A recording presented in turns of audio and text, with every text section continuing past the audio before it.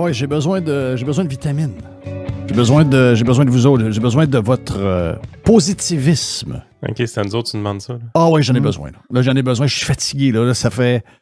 Hey, depuis la fin de semaine, je pense qu'ils m'ont vidé raide. Là. J'ai plus de jus, je suis plus capable. Ah, mais faut que tu fasses comme les autres, Jeff. T'as juste à faire à semblant que t'as rien dit pendant 2 semaines.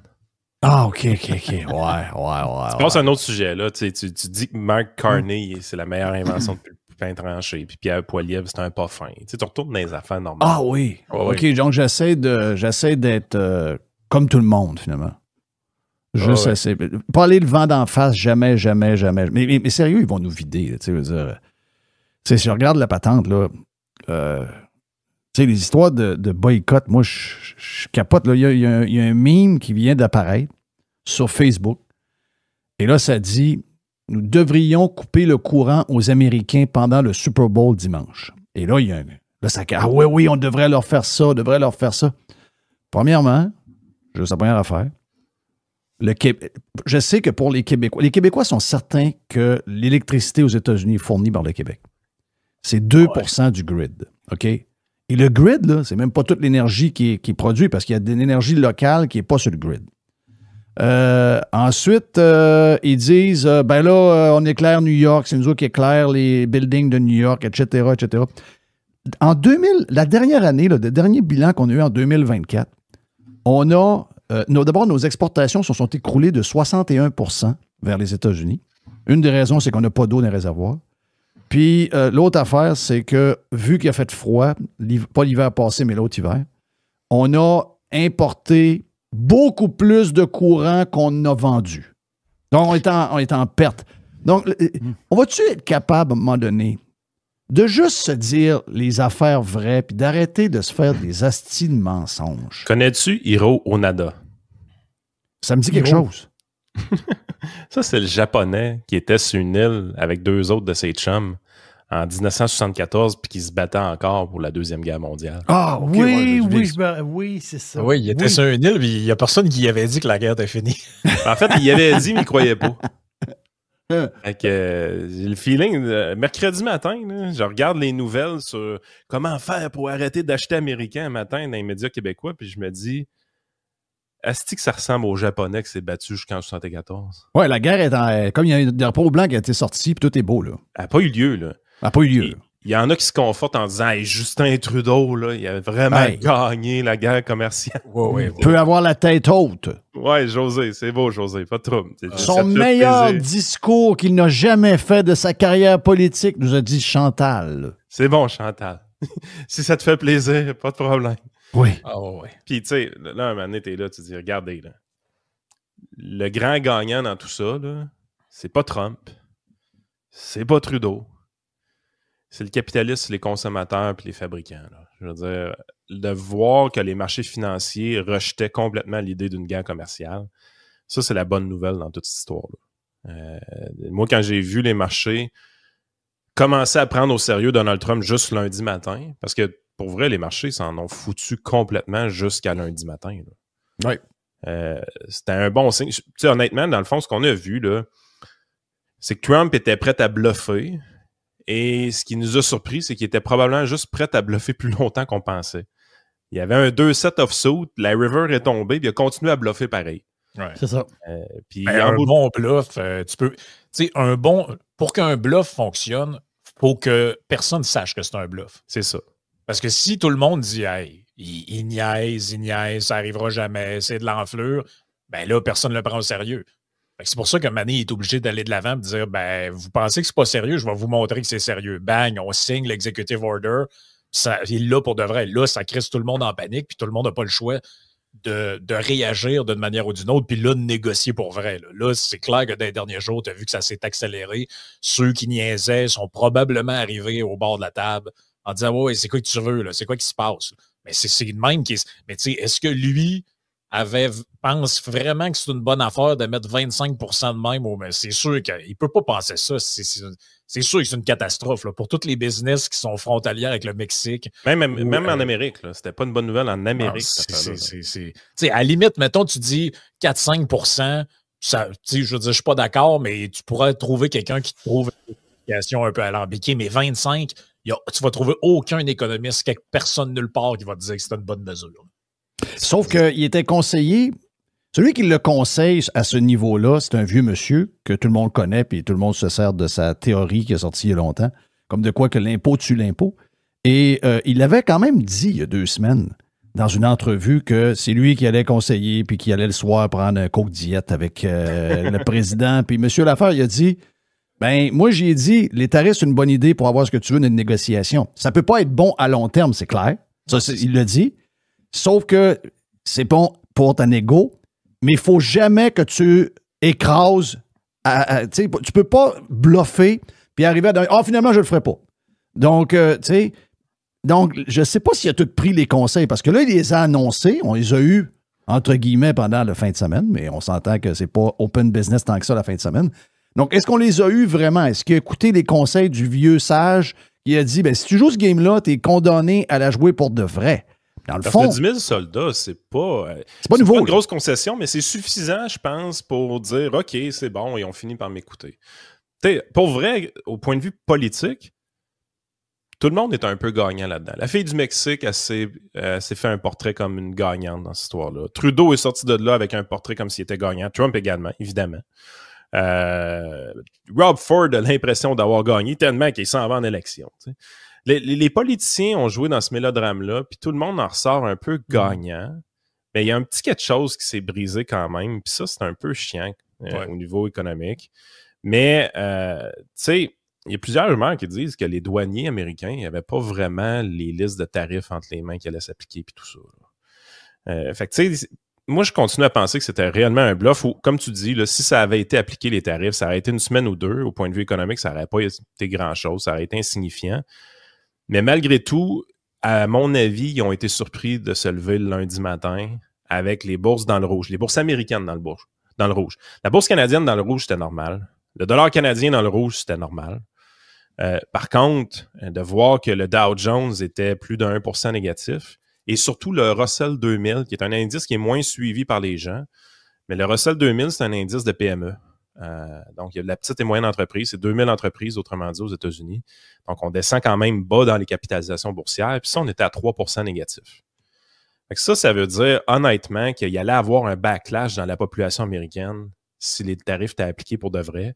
Parce que de voir les petites et moyennes entreprises américaines souffrir, moi, je pense que c'est un... En général, je ne sais pas c'est quoi son play là-dessus, mais en général, depuis toujours, les histoires de tarifs, que tu sois ce qu'on est ou que tu sois même probablement un gauchiste, s'il y a quelque chose dans lequel je pense que tout le monde se rejoint, c'est les tarifs. Tarif égale taxe, taxe égale inflation, etc. Je pense que tout le monde est à la même place là-dessus. Ouais.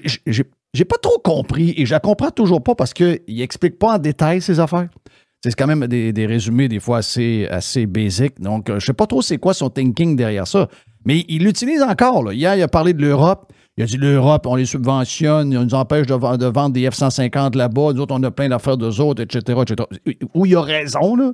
Il a raison qu'il y a un protectionnisme d'un côté qui est beaucoup plus grand que l'autre bord, puis nous autres, on vit la même chose. Mais l'idée des tarifs, je ne sais pas s'il a été surpris de voir que, d'abord, il y a eu des sondages qui ont été faits. Je comprends que c'est des sondages qui ont été publiés à CNN, puis des patentes de même, donc probablement qu'ils ne regardent pas, mais c'est sûr qu'ils ont eu pareil, d'une certaine manière. C'est unanime, que ce soit quasiment républicains et démocrates dans à peu près le même pourcentage, les gens n'aiment pas les tarifs. Donc, c'est une drôle d'idée, cette affaire-là. C'est une drôle d'idée. Puis je pense qu'il a sous-estimé l'intérêt des Américains d'avoir ça parce que les Américains ont une économie qui est forte, une économie qui est diversifiée, une devise qui est forte, mais ils ont quand même un pied d'Achille, un talon d'Achille plutôt. C'est leur dette nationale. Mm-hmm. Ils ont emprunté beaucoup. La théorie économique nous dit que si tu empruntes comme un innocent comme ils ont fait, tu es censé créer de l'inflation. Tu es censé avoir de l'inflation dans ton pays. Le seul moyen de ne pas en avoir, c'est d'avoir des gains de productivité tout simplement spectaculaires. Ce qui est arrivé aux États-Unis. Les gains de productivité sont là. Mais les gains de productivité, est-ce que c'est réellement de la nouvelle machinerie, de la nouvelle innovation, ou c'est beaucoup justement une capacité d'importer avec une devise relativement forte des biens de l'extérieur? Ben, un moment donné, ce qu'il faut que tu te rendes compte, c'est que cette force-là de leur dollar leur donne une capacité à stimuler leur économie avec de l'emprunt. sans en subir les contre-coups de l'inflation d'une manière trop forte. Mais ça tient à un fil.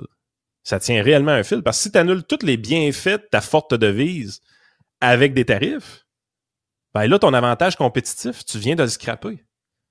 Fait que t'es vraiment dans une mauvaise position. Puis je pense que le bout du déficit commercial, c'est un bout que plusieurs politiciens comprennent mal, Donald Trump y compris. Ils voient ça comme une subvention à l'autre pays. Ça, je n'ai jamais compris non plus. J'ai toujours questionné.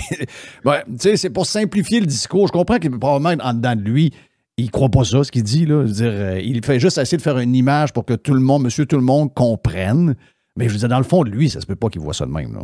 Ben, c'est dur à croire. En même temps, la liste de politiciens qui croient ça est gigantesque. Ben, François Legault, le premier, by the way. À toutes les fois que tu recherches des trucs sur le protectionnisme ou sur le libre-échange, plutôt, en politique canadienne ou politique québécoise, ce déficit commercial-là, il est tout de suite apparent dans les articles. Écoute, je te donne un exemple. Un matin, on s'amusait un peu avec les traités de libre-échange avec l'Europe puis la relation Québec-France.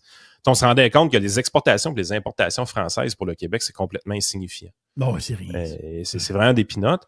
Mais on a quand même mis la main sur des articles de journaux parce que les Français, ça l'attire les plumes journalistiques, évidemment. Puis, on se rendait compte que la manière que l'article était écrit, tu voyais que le journaliste ne comprenait rien. Et il disait de 2016 comme à 2023, les exportations du Québec vers la France n'ont augmenté que de 28 %, alors que de la France vers le Québec, ça l'a augmenté de 50 %. Donc, les Français ont gagné sur le Québec dans cet accord de libre-échange-là. Alors qu'en réalité, il y a quand même, faut que je défende un peu le journaliste quand même, il y a quand même une portion de son texte qui est bien faite. Il a demandé à un expert ce qu'il en pensait, puis l'expert était là, il dit non, il dit, la chose qui est importante ici, là, c'est que la quantité d'échanges entre les deux pays a augmenté des deux côtés. Il y en a un qui ça a augmenté plus que l'autre, c'est pas grave. Ce qui est important, c'est que les échanges augmentent. Puis, on dirait que les gens ont de la misère à comprendre ça, comment que le libre-échange fonctionne, puis comment c'est important d'être capable d'acheter les biens à l'étranger avec le moins de barrières possible. Parce que quand on dit acheter des biens à l'étranger, on pense tout de suite aux produits finis. Legault, il va plus loin encore en pensant à sa banane, puis son orange, puis son sirop d'érable. Mais la plupart des transactions qui sont faites avec l'étranger, c'est des intrants pour nos manufactures. Si tu arrives, par exemple, puis rappelle-toi les autobus Lyon. À un moment donné, le gouvernement du Québec est arrivé puis il a dit on fait un règlement. Il faut que pour avoir une subvention, il faut que tu achètes une autobus québécoise avec des parties québécoises à l'intérieur. C'était une attaque envers les compétiteurs de Lyon Électrique qui étaient fabriqués au Québec aussi, mais qui utilisaient des parties américaines dans leur processus. Fait qu'on voulait favoriser. Fait que tu sais, à un moment donné, tu te rends compte que la plupart des choses qu'on importe, là, c'est pour faire un produit fini québécois avec la fleur de lys dessus, mais les composantes de ce produit fini-là viennent de l'extérieur. Mais les gens, ils sous-estiment. Non, mais c'est une forme de protectionnisme pareil quand on fait des. Quand on fait des comment est-ce qu'on appelle ça, là, on fait des achats, puis on demande avec un devis spécial, on met une soumission, donc faites-nous une soumission, puis voici ce qu'on vous demande dedans. Donc là, tu vois que finalement, la compagnie américaine ne peut pas y aller. C'est la même chose pour la construction d'une bâtisse, d'une école, mettons, secondaire au sud de Montréal. Est-ce que les gens du Vermont ou de New York peuvent? Ben non, parce que dans l'explication de ce qu'ils recherchent, le gars qui bâtit des grosses infrastructures de même à Plattsburgh, il ne peut pas y aller parce qu'il y a plein de coches qu'il ne coche pas. Donc, il y a des formes directes de protectionnisme qui sont très, très publiques. Là. Ils vont le dire publiquement. Nous autres. Il y en a d'autres qui sont par en dessous pas mal. Ça, on est spécialiste beaucoup là-dedans. Là. Ben, clairement, mais on avait reçu, je l'avais reçu l'autre fois là, aussi là, à Radio Pirate, mais quand on a parlé à Sylvain Charlebois l'autre fois, moi, je n'avais jamais vraiment pensé à ça, mais il nous expliquait que comme depuis le Brexit, en fait, les accords qu'on avait commerciaux avec la Grande-Bretagne ont un peu pris le bord parce qu'on fonctionnait sur l'entente de libre-échange avec l'Union européenne. Là, cette entente-là est comme à renégocier parce que la Grande-Bretagne, l'Angleterre a sorti de l'Union européenne. Là, il faut qu'on deal une nouvelle entente. Ça serait une bonne occasion de dealer une entente pour commerce. On est deux pays du Commonwealth. C'est comme il y a une connexion naturelle avec l'Angleterre. Puis l'Angleterre s'est retirée de la table des négociations parce que le Canada ne voulait rien savoir d'ouvrir le marché au fromage anglais. Oui. Ça va-tu là, au deuxième... Tu sais, les dirigeants qu'on a, là, au deuxième étage, y a-tu quelque chose qui va? Là? Chris, compensez-les, fermiers, faites-le un chèque, faites de quoi? Là? Mais c'est quoi cette histoire-là qu'on va se barrer d'une entente de libre-échange avec historiquement un pays frère, entre guillemets, là, surtout pour les Canadiens anglais. Pour du deux pays du Commonwealth pour une coupe de bord de fromage. C'est sérieux, ça, là? Oui, c'est sérieux. Toutes nos affaires sont basées un peu là-dessus. Là. Fait que, là, on chiale ces Américains, à un moment donné, il faut se regarder dans le miroir et dire, OK, si je fais la liste des deals et des ententes qu'on a perdues pour protéger Pierre-Jean-Jacques, puis au final, ça a fini par fermer pareil ou que ça n'a rien fait, là, c'est combien de points de PIB qu'on a perdu au fil du temps avec ça? Moi, mon guess, c'est qu'on serait crissement plus riche si on n'essayait pas à toutes les fois de ménager à chef puis le chou. Tu sais, le podcast que vous écoutez présentement, là, moi, la console, c'est une Rode. Ça vient d'Australie. C'est une compagnie australienne. Shure, les micros que vous avez, c'est américain. L'écran que j'ai, elle vient de Taïwan. Celle de Yann, elle vient du Japon, Corée du Sud. Sans libre-échange, le podcast, en ce moment, il n'existe même pas. Il n'y a pas de podcast. Exact. Et la plateforme que vous utilisez, StreamYard, je ne sais pas ça vient d'où, mais nous autres, Restream, elle vient d'Ukraine. Oui. StreamYard, ça a l'air d'être un peu le même genre de back-end, mais on est des mauvais agents russes, en fait.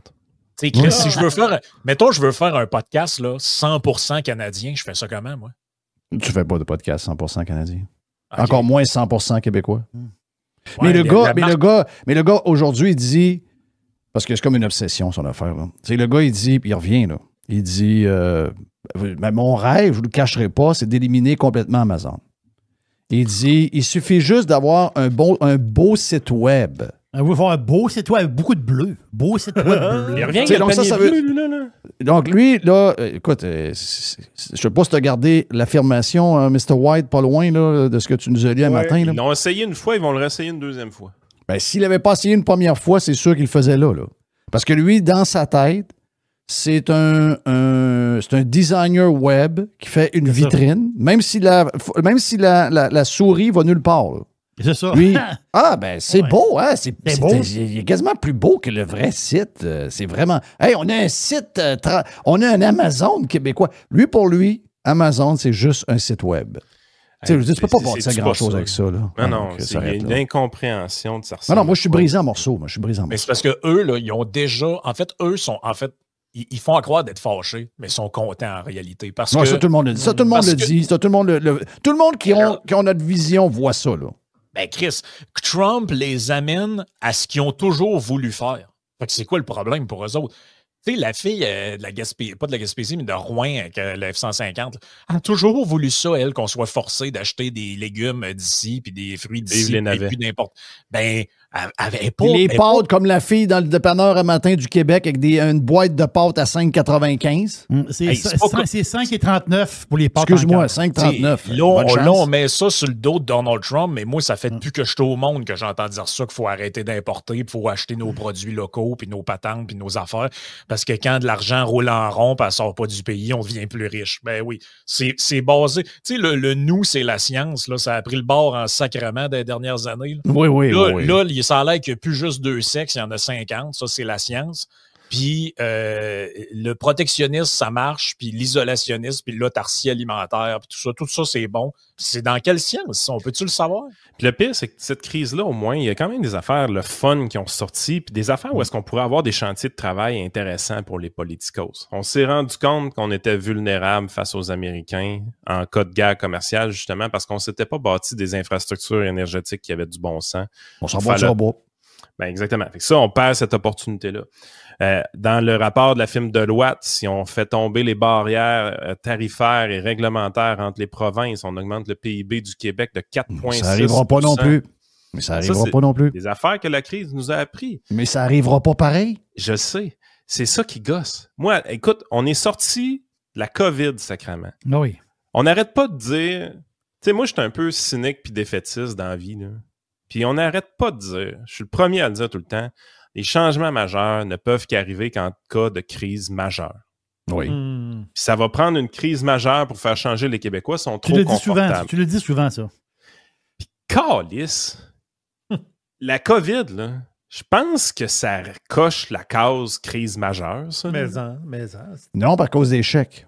À cause de l'imprimage d'argent, puis toute la quantité d'argent qui a été mis en circulation, c'est l'inverse que ça a fait.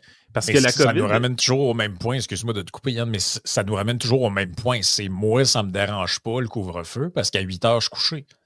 Tu sais, le 38 là, que tu parlais tantôt du sondage là, des Américains qui sont en faveur, 54 défaveur, 38 ce 38 %-là, le jour que les tarifs deviennent effectifs, ils font à 3, là.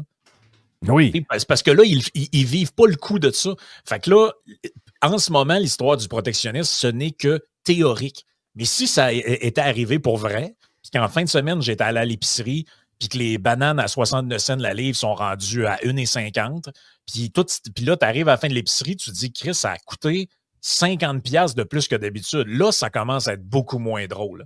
Mais là, il est là, la crise. Mais en réalité, la crise, en ce moment, elle n'est que virtuelle, elle n'est que théorique. Ça pourrait arriver. Ben, c'est comme toute l'histoire de « Ah, je vais boycotter ». Mais là, je le vois tout de suite, c'est quoi? C'est clair, c'est quoi le boycottage? C'est toutes des choses qui n'ont pas besoin. C'est des choses qui n'auront pas. Ah, boycottons Tesla. Tu n'as pas le moyen d'en avoir une. Si tu en avais une, tu ne le dirais pas. Boycottons les cellulaires. Non, ben j'en ai vraiment besoin. Non, moi, c'est de mon ça, cellulaire. là. Non, on va c'est boycotter d'autres choses. Donc, c'est toujours des boycotts de choses que je vais peut-être me priver d'aller au Costco. Menteuse, si tu vas être là demain. OK, premièrement, en plus, tu mens. Hey, je lis la déclaration de Legault. D'abord, il faut avoir un site qui est aussi beau et aussi facile à utiliser que celui d'Amazon. Ça suppose aussi d'avoir une livraison à domicile partout, a-t-il expliqué au cours de la période de questions. Il rajoute, cette semaine, ça, là. Hier, il rajoute, il n'y a rien dont je rêverais plus que de remplacer Amazon, qui souvent, sans s'en rendre compte, nous vend des produits américains. Oui, on regarde cette possibilité-là, mais on va le faire d'une façon intelligente. Y a-t-il moyen d'arrêter d'élire des dummies, là? Non, c'est l'enfer. La nouvelle du jour au Parlement, c'est Pascal Bérubé qui s'est désabonné de Netflix. Là. C'est la nouvelle du jour au Parlement. Ben oui. J'ai qu'il faisait, lui, abonner de Netflix, c'est bon. Hey Frank, ça arrive souvent, je chiale sur ta revue de presse, là, mais que tu n'aies pas inclus ces nouvelles-là dans la revue de presse ce matin, Chris, que je te trouve bon. Je t'aurais achevé, hein? Ouais, je t'aurais achevé. Non, mais là... Ben, tu l'ai expliqué avant qu'on commence que je suis un peu fatigué. Là, il n'est pas fini. Non, c'est pas fini. Là, ils sont allés voir Lacombe. Qui, Lacombe? Lacombe, c'est le ministre des... Culture? Le ministre de la Culture. L'ex à Guilbeault. Ouais, c'est ça. Oui, OK. Là, ils ont dit à Lacombe, ils ont demandé à Lacombe, ouais, toi, tu vas-tu te désabonner de Netflix? Il a dit non. Puis Disney+. Ouais. Et lui, la maison est pleine d'enfants. Là. Ouais. Là, il dit, je vais y penser. OK. C'est ça, là, je vais y penser. Ben, ça veut dire quoi, ça? Je vais en parler à ma femme. Parce que ployer les enfants sur Disney+, ça fait le job, là. Les souris miquettes, la patente, ça fait bien la job, ça. On rentre avec un genre de patente, là, grand patente de métal, pour défonce la porte chez Bérubé. On arrive là à 8 heures le soir avec des vestes par balle puis des casques de guerre sur la tête. On va voir ce qui se passe dans la maison. Il est avec sa blonde de TVA, puis écoute, c'est quoi, là, Night Agent, la nouvelle série, ça? Il était en train d'écouter Night Agent avec sa blonde, OK, puis je te parle, ça, c'est demain soir. Oui. Il l'a même pas fait. Ouais, tu penses qu'il est pas en train d'écouter Chambre en ville, puis... Chambre en ville. Les vieux Chambre en ville. 4,5. C'est pas rien. Encore une crise. Mais comme Yann, excuse-moi, Yann, comme Yann a dit tantôt, c'est... La qualité de nos politicos, là, faut que ça arrête. Là. À un moment donné, Christophe, faut que ça arrête. Là. Il met pas ton bras de même. Oui, c'est ça. Pourquoi? J'ai pensé à la même affaire. Arrête. Parce que OK, si je lève on peut la main plus lever comme les ça. bras. Non, mais on peut plus lever le bras. Le bonhomme carnaval fait ça aussi. Ben oui, mais là, le bonhomme carnaval, on va régler son il cas lève aussi. son pied, lui aussi. Ouais, il lève son pied. T'es encore capable, Yann, t'es pas pire. Ça achève. Ça doit achever. Mais il lève plus le bras de même. Parce que quelqu'un peut pogner ça, puis on sait pas comment ça peut finir. Jerry est un nazi! Mais c'est pour vrai. Mais c'est quand ça finit, ces occasions manquées. Oui, c'est quand ça finit. C'est quand ça finit. Là. C'est parce que, tu sais, qu'on soit pas assez wise pour voir venir les choses d'avance, puis de se protéger, ou de mettre libéraliser, ou peu importe, de se rendre meilleur, c'est une chose. Mais en théorie, les chocs majeurs, les crises majeures, devrait susciter un désir de changement suffisant pour qu'on fasse bouger les affaires. Après COVID, on aurait dû se rendre compte que le système soviétique centralisé a failli à la tâche et qu'il faut trouver un moyen d'augmenter la capacité. Pas mettre plus d'argent, augmenter la capacité, changer les méthodes. Je suis d'accord avec toi. Moi, je pense que ce qu'on vit là, c'est parce qu'on n'a pas fait le post-mortem de ce qui est arrivé pendant cette crise-là. Mais là, on arrive avec une crise. C'est directement relié, là.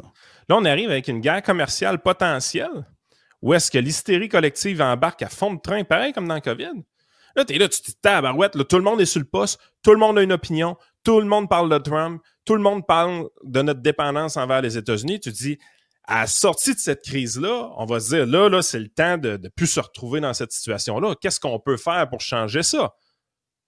Ben, sacrément, 24 heures après, mon logo, il est là, puis non, Énergie Est, il n'y a pas d'acceptabilité. Non, il n'y a pas d'acceptabilité sociale. Il n'y a pas Il y en d'Énergie Est. a-tu de l'acceptabilité sociale, le calice de char électrique? Ouais, mais là, les pirates, là, vous êtes... là, vous parlez d'un côté de la bouche, puis quand c'est tuyau, à cette heure, il faudrait y aller contre le monde. Hein? Ça veut dire que c'est dur à suivre. Mais là, on parle quand même de la sécurité énergétique et une sécurité économique d'un territoire et d'un État. Ouais, puis pas rien que ça. Regarde, je peux te faire monter le taux d'acceptabilité, moi, à 80% juste en changeant question. Êtes-vous pour qu'on passe un tuyau d'est en ouest du Canada qui transporte du pétrole pour faire mal aux États-Unis? Ça fait 80% d'approbation. C'est 95% d'approbation du jour au lendemain. Mais c'est sûr que c'est aussi simple que ça. Là. Non, il faut qu'il le fasse. Faut qu'il le fasse. Je le dis, il faut qu'il le fasse.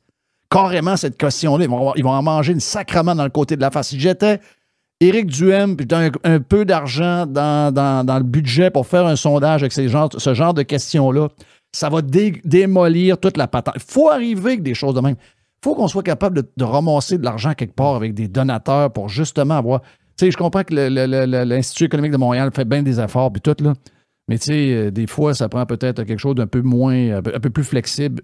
Je pense qu'Éric a peut-être un véhicule pour faire quelque chose de pas pire, ou la gang de Libre Média, ou nous autres peut-être, je sais pas. Là. Mais Chris, il faut que, parce qu'avec les sondages, tu peux réaliser n'importe quoi. C'est comme la Ville de Québec. Ah, les gens sont pour le déneigement des pistes cyclables. OK? Dis-leur que ça coûte 8 millions, puis dis-leur que ça coûte 110$ par compte de taxes. Ton taux va baisser de 65 %. Tu avais 68. Tu vas tomber à 3. Le bug qu'on a tout le temps, c'est pareil. C'est que nous autres, on est dans un monde où est-ce qu'on se bat non subventionné. Fait que moi, quand j'arrive puis je sais que c'est 15 000 $ une question dans un sondage léger ou un sondage léger commandé. Tu sais que le vrai prix, c'est 5? Oui, exactement, mais il charge 15. Fait que là, tu dis, OK, je ne ferai pas affaire avec Main Street, ce petit film de sondage tout croche. Je vais en prendre une qui donne des chiffres qui a de l'allure, prendre léger, 15 000.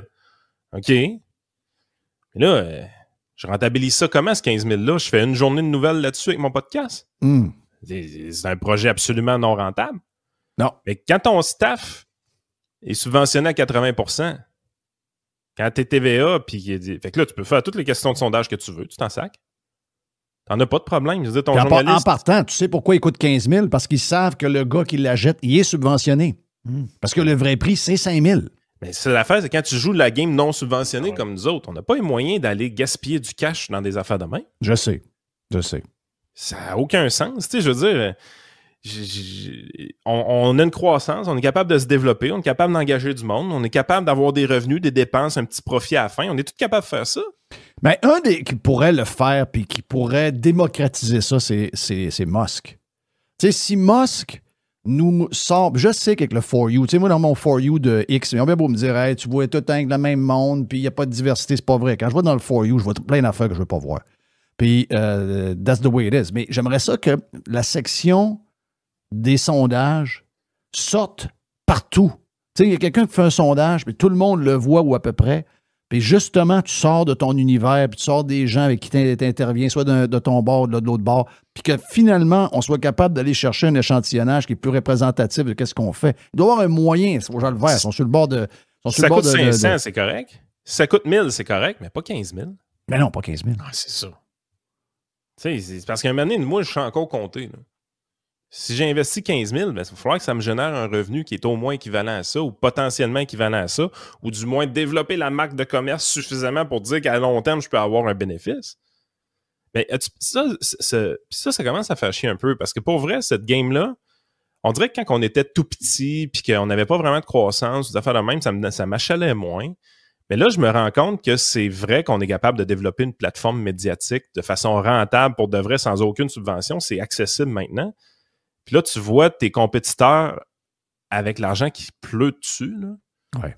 Tu te dis, man, ça n'a aucun sens de ce monde-là. Il va falloir couper ça. Là. Je veux dire, on fait survivre des zombies inefficaces, mais qui ont quand même les poches pleines pour influencer la population. Exact.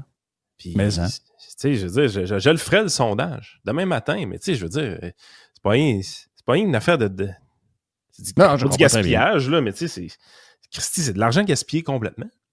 Hey, on fait une pause parce que M. Blanc veut avoir une pause pour la version pour tout le monde. Et on a une suite, une prolongation pour la gang sur le Prime.